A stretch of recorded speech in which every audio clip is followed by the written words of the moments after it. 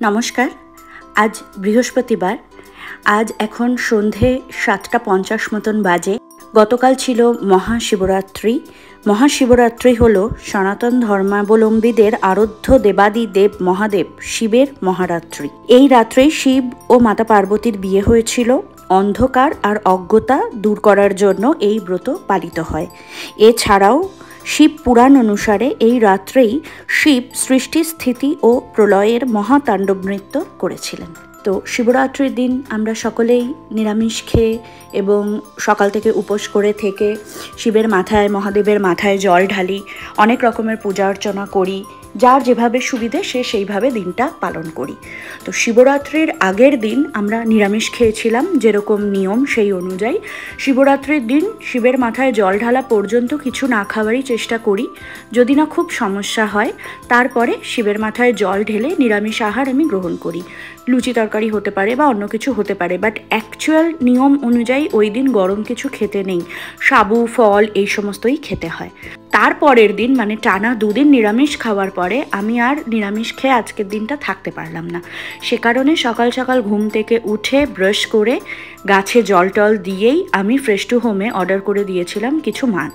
কেন কি আমাদের এখানে আবার শিবরাত্রির দিন যে কোনো লোকাল মাছ মাংসের ভেন্ডারের দোকানগুলো বন্ধ থাকে। এবার আজকে যদি আমি তাদেরকে অর্ডার দিই, তাদের আমার বাড়িতে ডেলিভার করতে করতে হয়ে যাবে সেই বেলা 12টা। সে কারণেই আমাকে অনলাইনে অর্ডার করা হলো। আর অনলাইনে কিছু না কিছু ভুল হবে না, এটা তো হতেই পারে না। চারাপোনা মাছ অর্ডার করেছি। 4টে মাছ একদম ছোট ছোট ঠিকঠাক সাইজের পাঠালেও একটা মাছকে এত বড় পাঠিয়েছে যে মাছটাকে আর চারাপোনা বলা যায় না। ওই একটা মাছকে প্রায় 3 টুকরো করা যেতে পারে, এতটাই বড়। যাই হোক, চারাপোনা মাছটাকে তুলে রাখছি, আজকে আর করব না। আজকে পাতলা রুই মাছের ঝোল করব আলু আর ফুলকপি দিয়ে। উপোসের পরে খুব বেশি রিচ বা কিছু খেলে পরে সেই ক্ষেত্রে হয়তো পেটের সমস্যা তৈরি হতে পারে। তো আমি এখন চারাপোনাগুলোকে ভালো করে ধুয়ে তুলে রাখলাম। আর এই যে দেখুন সেই 3টে টুকরো। এইটা এত বড় একটা মাছ, মানে গোটা লম্বায় টিফিন বক্সের থেকেও বড় ছিল মাছটা। মাছটাকে এখন আমি ভালো মতন একটা বক্সের মধ্যে প্যাক করে নিচ্ছি। নিয়ে এটাকে আমি এখন ফ্রিজারে তুলে দেবো। এই লাঞ্চ বক্সটা আগে হাজব্যান্ডকে টিফিন দেওয়ার কাজে ব্যবহার করতাম। পরে ওর জন্য আলাদা করে লাঞ্চ ব্যাগ পুরো বোরোসিলের অর্ডার করে দিয়েছি, যে কারণে এটা এখন আমার এই লম্বাটে ধরনের মাছগুলো ফ্রিজারে রাখতে কাজে লেগে যায়। এখানে আমাদের ব্রাউনি ম্যাডাম শুয়েছিলেন, আমি বললাম একটু সাইড দিতে, তো সরে গেল।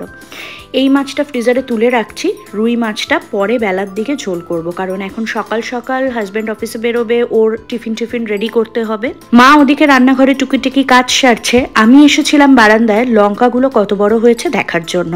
একটা লঙ্কা গাছ যেটার গোড়াটা পরিষ্কার করে দেওয়া হয়েছিল সেটাতে প্রচুর লঙ্কা ধরেছে। এরপর আমি ব্রেকফাস্টে বানিয়ে নিয়েছিলাম একটুখানি ইনস্ট্যান্ট নুডলস ডিম দিয়ে।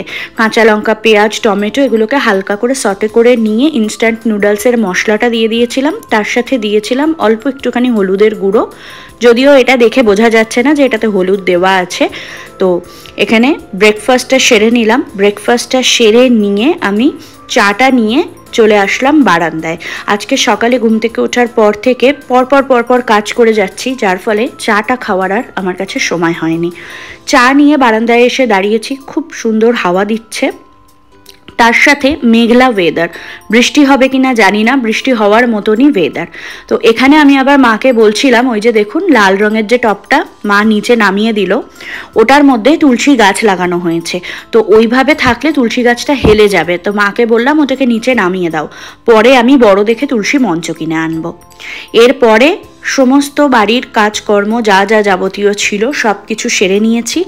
মাছের ঝোলটাও বানিয়ে নিয়েছি আলু ফুলকপি দিয়ে। আজকে লাঞ্চের জন্য গরম ধোয়া ওঠা ভাত আর তার সাথে বেশ ঝাল দিয়ে ফুলকপির পাতা বাটা করা হয়েছে। একটু জলটা নিয়ে নিই, খেতে বসে আমার আবার একটু জল না হলে হয় না। আর তার সাথে আলু ফুলকপি দিয়ে রুই মাছের একটা পাতলা ঝোল করেছি। আজকের ভিডিওটা আপনাদের কেমন লাগলো আমাকে অবশ্যই কমেন্ট করে জানাবেন। আপনাদের মতামত কিন্তু আমার ভিডিও বানানোর জন্য ভীষণ ইম্পর্ট্যান্ট। আমি তো ভিডিও আমার মতন বানিয়ে যাচ্ছি, কিন্তু সেটা কি আদৌ আপনাদের ভালো লাগছে? তাই আপনাদের মতামত জানাটা ভীষণ ইম্পর্ট্যান্ট আমার জন্য। ভালো থাকবেন, সুস্থ থাকবেন। আপনাদের সাথে দেখা হবে খুব তাড়াতাড়ি পরবর্তী কোনো একটি নতুন ব্লগে। টাটা।